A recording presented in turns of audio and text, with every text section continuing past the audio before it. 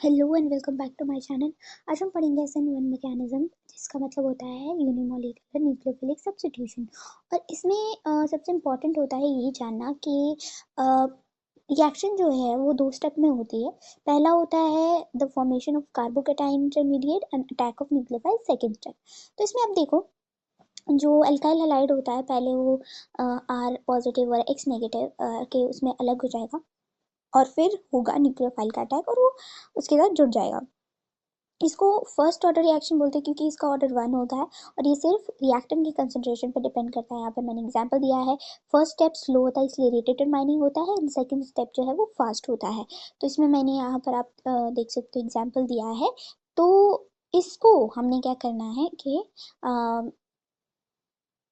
अच्छे से देख लेते हैं। टू ब्रोमो जो मैंने यहाँ पर लिया हुआ है आपका मौलिक कंपाउंड, उसको आगे चल के जो है यहाँ पर सेकेंडरी था और हाइड्राइड शिफ्टेड टर्शरी कार्बोकेटाइन बना दिया, और फिर यहाँ पर जो है आपका न्यूक्लियोफिलिक अटैक हुआ और ये 2 मिथाइल 2 ब्यूटेनॉल बन गया, which is our product. Stereochemistry देख लेते हैं इसकी। इसमें ना 50% आर और 50% एस, यानी कि 50% जो है रिटेंशन और 50% इन्वर्जन होता है। लेकिन इन्वर्जन वाला प्रोडक्ट जो है वो डोमिनेट कर जाता है। क्यों डोमिनेट कर जाता है? क्योंकि इससे पहले कि ब्रोमीन जो है वो कंपाउंड से पूरा लीव करे, वो दूसरी तरफ से अटैक कर देता है OH, और वो ऑपोजिट साइड लग जाता है, जिससे इन्वर्जन वाला प्रोडक्ट जो है वो डोमिनेट कर जाता है। और ऑर्डर ऑफ अगर हम रिएक्टिविटी देखें तो जो RI है यानी कि एल्काइल आयोडाइड है, उसकी सबसे ज़्यादा जो है वो टेंडेंसी होती है कि वो जो है SN1 जो रिएक्शन है वो दे। एंड यहाँ पर आप देख सकते हैं वीक न्यूक्लियोफाइल और का यूज़ होता है। फिर है आपका SN2 मैकेनिज्म। SN2 मैकेनिज्म जो है सब न्यूक्लियोफिलिक सब्स्टिट्यूशन बायोमोलिकुलर, यानी कि बायोमोलिकुलर रिएक्शन ही है। इसमें जो कंसंट्रेशन है वो दो चीज़ों पे डिपेंड करती है, पहले रिएक्टेंट पे, दूसरी न्यूक्लियोफाइल की कंसंट्रेशन पे भी है। जो रिएक्शन का रेट है वो डिपेंड करता है, इसलिए ये बायोमोलिकुलर रिएक्शन है। क्योंकि इसका ऑर्डर जो होगा, जब भी हम रेट ऑफ रिएक्शन लिखेंगे तो ऑर्डर क्या होता है, उसकी जो पावर रेज्ड होती है उसका सम होता है, तो दो होगा वो in case of SN2 mechanism. और दूसरा, ये जो है रिएक्शन सिंगल स्टेप होती है और इसमें इंटरमीडिएट नहीं बनता बल्कि ट्रांजिशन स्टेट बनती है, जो कि टेम्परेरी होती है। और जो ट्रांजिशन स्टेट होती है इसमें एक तरफ से बॉन्ड लूज होता है, दूसरी तरफ से बॉन्ड फॉर्मेशन जो होता है स्टार्ट होता है। तो वो एक बीच का स्टेट है, लेकिन वो इंटरमीडिएट नहीं होता, वो कोई स्टेज नहीं होती है, बस वो ट्रांजिशन स्टेट होती है जो सीधा बीच में बनती है और फिर उसके बाद प्रोडक्ट की फॉर्मेशन होती है। अब इसमें जो आपका प्रोडक्ट है वो बनता है कम्प्लीटली इन्वर्जन वाला प्रोडक्ट बनता है, जिसे हम वाल्डिन इन्वर्जन बोलते हैं। एक टर्म हम इसको देते हैं यहाँ पर।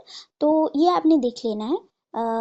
जो स्टीरियोकेमिस्ट्री है उसमें हम ये देखते हैं। अभी ये जो मैंने यहाँ पर कंपाउंड लिया हुआ है, इसको इसमें क्या होगा कि ब्रोमीन जो है एक तरफ से लूज करेगा, दूसरी तरफ से जो OH है वो लग जाएगा, जिससे कि यहाँ पर इन्वर्जन वाला प्रोडक्ट बन जाएगा। इसकी स्टीरियोकेमिस्ट्री में भी हम वही देखेंगे कि किस तरह से इन्वर्जन वाला प्रोडक्ट बनता है। यहाँ पर आप देख सकते हैं कुछ इस तरह से। यहाँ पे मैंने कंपाउंड लिया है और जो OH है वो ऑपोजिट साइड, जो ब्रोमीन है जहाँ से वो लूज करे, ब्रोमीन जो है वो अपनी जगह छोड़ेगा, उसकी ऑपोजिट साइड से ये कार्बन के साथ जुड़ जाता है, क्या, OH जुड़ जाता है।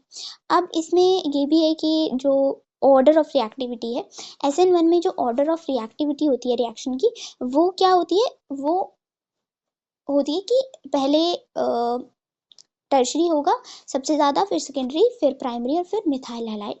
लेकिन इसमें पहले मिथाइल हैलाइड होता है, फिर प्राइमरी, फिर सेकेंडरी, फिर टर्शरी, यानी कि इसमें उल्टा होता है, वाइस वर्सा होता है। क्योंकि इसमें आपको स्ट्रॉन्ग न्यूक्लियोफाइल भी चाहिए होता है। एक ही बार जो है वो प्रोडक्ट बनेगा, एक ही बार में प्रोडक्ट की फॉर्मेशन होगी, तो एक ऐसा न्यूक्लियोफाइल चाहिए होता है जो एक ही बार में अटैक करके सीधा जुड़ जाए। तो इसलिए यहाँ पर हम स्ट्रॉन्ग न्यूक्लियोफाइल का यूज़ करते हैं। यहाँ पर मैंने आपको नीचे ऑर्डर भी दिया हुआ है।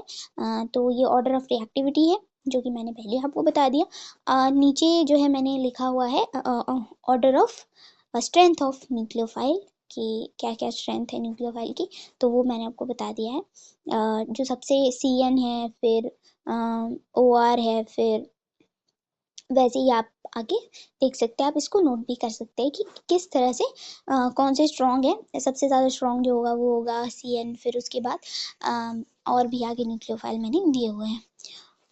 और उसके अलावा जो आपका कंपाउंड है उसमें पोलर एप्रोटिक सॉल्वेंट इसमें यूज़ होते हैं, और sorry polar protic solvent use होते हैं। एप्रोटिक जो है वो SN1 में यूज़ होते हैं। और इसमें जो आपका रिएक्टिविटी का ऑर्डर है वो सेम वैसे ही रहेगा, आयोडाइड और फिर ब्रोमाइड, फिर जो क्लोराइड और फिर फ्लोराइड, तो वो वाला ऑर्डर वही रहेगा। लेकिन इसमें आपने देख लेना है इन्वर्जन वाला चीज़ जो है वो बहुत इंपॉर्टेंट है, वाल्डेन इन्वर्जन।